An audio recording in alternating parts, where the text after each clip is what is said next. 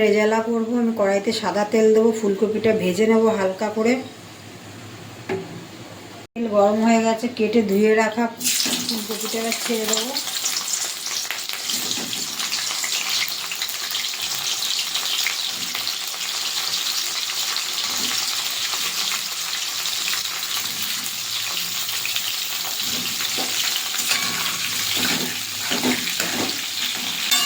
অল্প করে লবণ দিয়ে দেবো।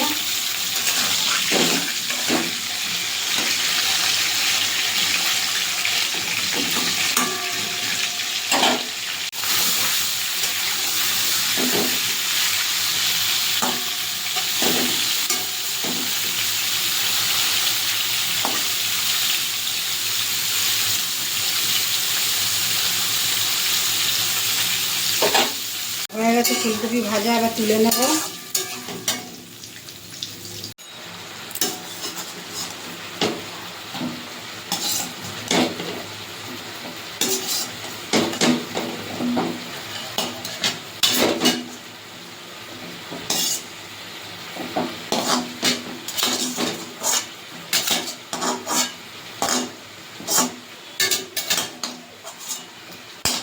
কড়াইটা ধুয়ে পরিষ্কার করে নেব।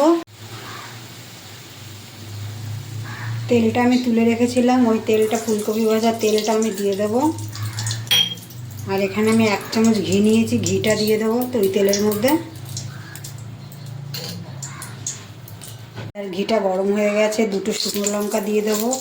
এখানে আছে 10-12টা গোলমরিচ, গোটা গোলমরিচ দিয়েছি ফোড়ন। আদা কাঁচা লঙ্কার পেস্টটা এবার দিয়ে দেবো।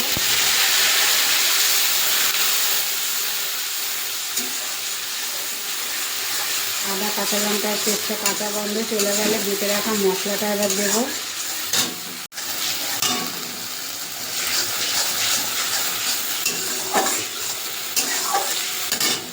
আদা কাঁচা লঙ্কার গন্ধটা চলে গেছে, এবার বেটে রাখা মশলাটা দিয়ে দেবো। এখানে বেটে রাখা সেই মশলাটা, পোস্ত আছে, কাজু আছে, কিশমিশ আছে, চালমগজ আছে, দুধ দিয়ে আমি বেটে রেখেছিলাম। মশলাটা দিয়ে ভালো করে নাড়তে থাকতে হবে, কারণ এখানে কাজু আছে, ধরে যাওয়ার ভয় আছে।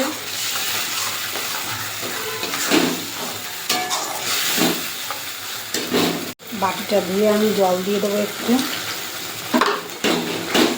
মশলা বাটি দিয়ে আমি জলটা দিয়ে দিয়েছি, আর জল দেবো না। এবার আমি কষিয়ে নেবো ভালো করে। মশলা থেকে তেল ছেড়ে গেছে, এবার আমি এখানে 1/2 চা চামচ ধনে গুঁড়ো দেবো।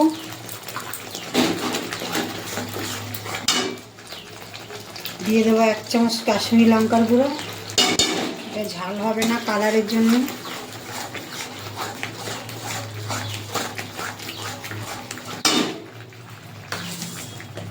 হাফ চামচ চিনি দিয়ে দেবো।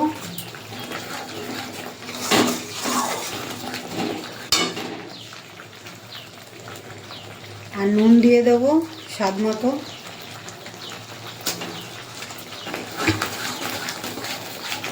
ভালো করে মশলাটা কষিয়ে নেব।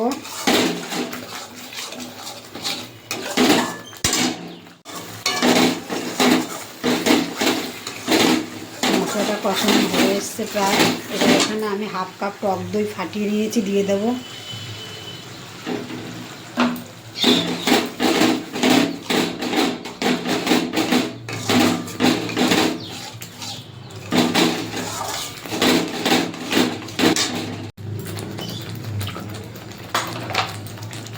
বাটিটা ধুয়ে একটু জল দিয়ে দেবো।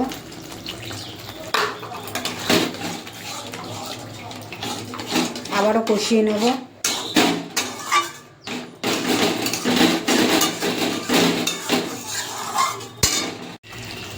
মশলা থেকে তেল ছেড়ে গেছে, এবার ভেজে রাখা ফুলকপিটা আমি দিয়ে দেব।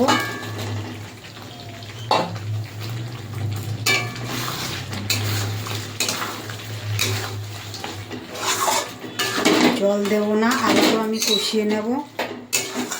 আমি যে দুধ দিয়ে 2 কাপ দুধ আমি জাল দিয়ে নিয়েছিলাম, ওখানে আমি সেই যে মশলাটা ভিজিয়ে রেখেছি 1/2 কাপ দুধে, বাকি দুধটা আমি এখানে দেবো। এই যে ভেজে রেখেছিলাম সেই মশলাটা এবার দিয়ে দেব।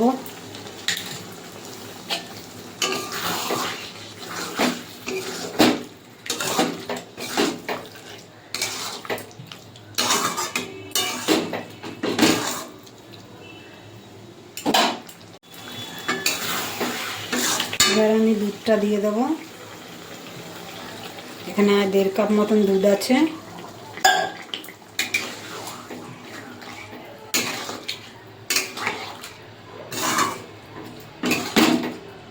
সব কিছু সিদ্ধ হয়ে গেছে, ফুলকপি।